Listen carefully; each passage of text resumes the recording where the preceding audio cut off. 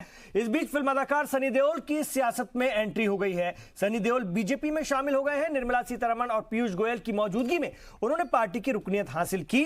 सनी देओल को पंजाब के गुरदासपुर से बीजेपी का टिकट मिल सकता है।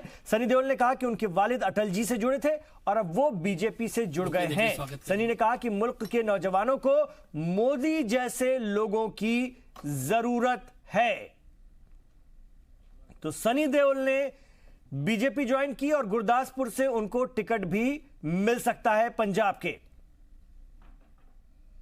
से आप लोगों ने मुझे इंट्रोड्यूस किया है और जो आप कह रहे हैं उसे मुझ में एक हिम्मत दी है कि ज़रूर जिस तरह से मेरे पापा इस परिवार के साथ अटल जी के साथ जुड़े थे, आज मैं यहाँ मोदी जी के साथ जुड़ने आया हूँ।